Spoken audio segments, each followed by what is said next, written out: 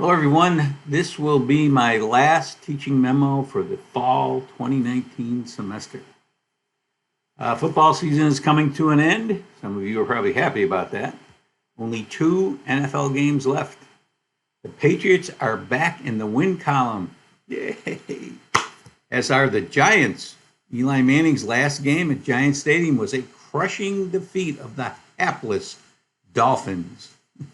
All right, a little housekeeping. As I mentioned in my assignment video, which you all should watch, the course ends on Monday, December 23rd. That's a week from today. I will be closing my gradebook on Monday, December 30th. If you are planning to take an incomplete, you must have completed at least 75% of the requirements of the course. Please contact me by email or phone if this is a course of action you are contemplating. It involves a contract, which must be completed in 4 weeks, typically. I have closed the last discussion board. Not really. I'm going to leave it open probably until next Sunday because of an error I made in the due date. I thought there was some very good discussion about the differences between Mr. Jones, Marissa, and Miss W, Emily. This formative assessment / grading discussion is a very crucial one to all current and prospective teachers. Remember, what Miss W did was a process. Assessment for learning, formative assessment is a process as well. Probing understanding and then modifying instruction or having students adjust their learning. Remember the mantra, where am I going? Learning targets. Where am I now? Formative assessment. How can I close the gap? Feedback and self-evaluation. All powerful tools in your pedagogical bag of tricks.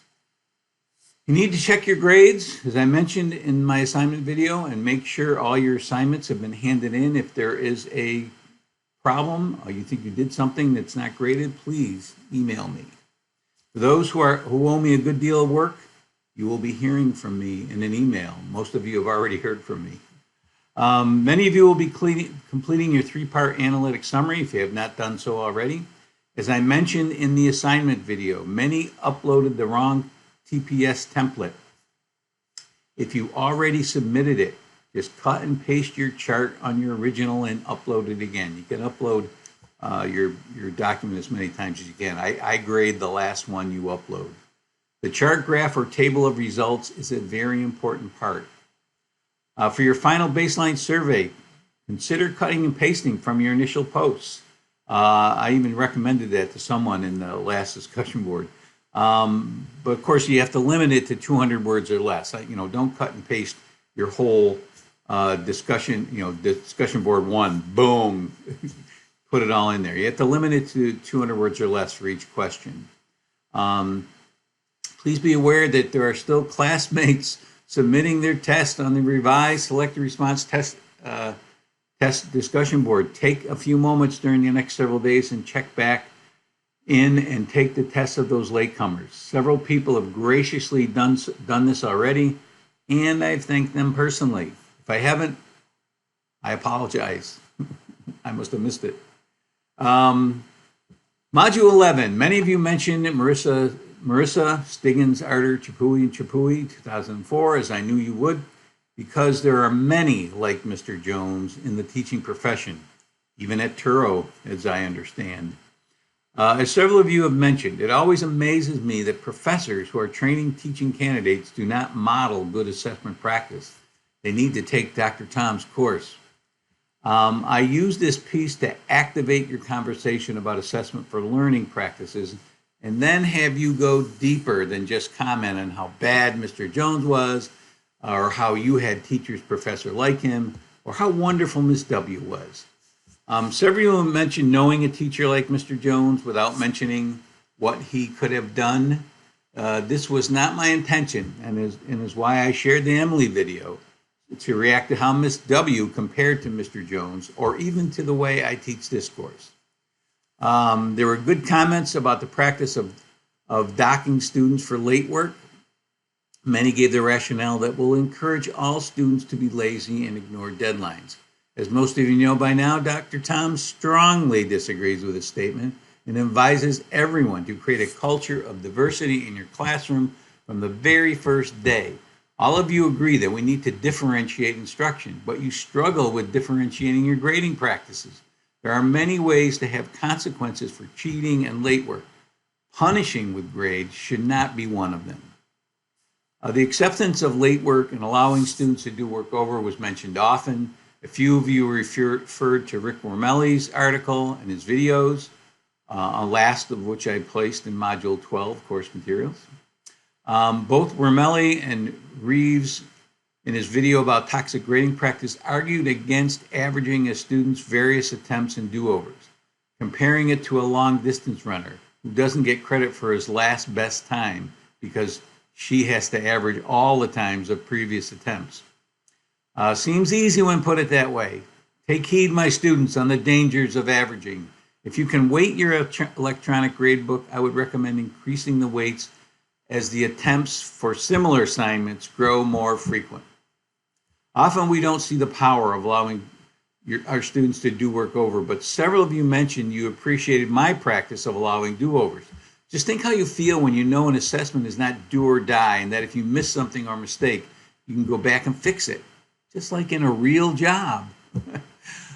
Throughout the course, I brought up Ms. W's goal that everyone could get an A+ in this class, which is my belief in all my courses.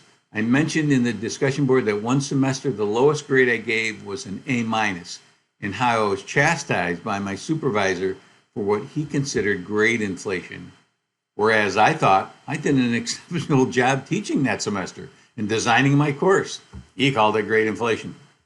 Oh well. I guess we don't expect all graduate students to obtain mastery. Finally, if there's anything you need to take away from this course, it is the power of formative assessment. Fisher and Fry state that the days of making lesson plans for the year are over, and we need to vary teaching and time so learning stays constant. We need to use formative assessment to guide us, reteach, regroup, and allow students to adjust their learning as well. If you want to be a great or better teacher, learn how to do formative assessment. It is not just giving a formative assessment. And it really bugs me when I see, even in my extra materials I give, 55 formative assessments. So there are really 55 assessments that you can use in the formative assessment process. That's what it should say. I think I'm going to change that. Lastly, I hope you take the words of Reeves, O'Connor, and Wormelli with you when it comes to grading practices. Until all schools move to mastery grading procedures, we must let our grades reflect an accurate picture of student attainment. We must leave our ego out of the process. When I hear statements like, they have plenty of time to complete their work, a 0 will affect their grade much more than a 50, or allowing do-overs will demotivate the good kids. I know that is ego talking. One student even mentioned that having a teacher like Mr. Jones will teach students independent behavior. For example, seeking help from the teacher or another student, etc. Eric Jensen stated, and I believe him, that if there is a behavior or skill you want to see in your classroom, you better be teaching it. Don't just think it's going to magically happen. Oh, they're going to go ask a student for help. No. I leave you with this expectation message that I hope you all will take with you. I've said it over and over again in many discussion boards. This is important. You can do it. I will not give up on you. Go in peace, my friends. Enjoy the holiday break. Learn and teach like a demon.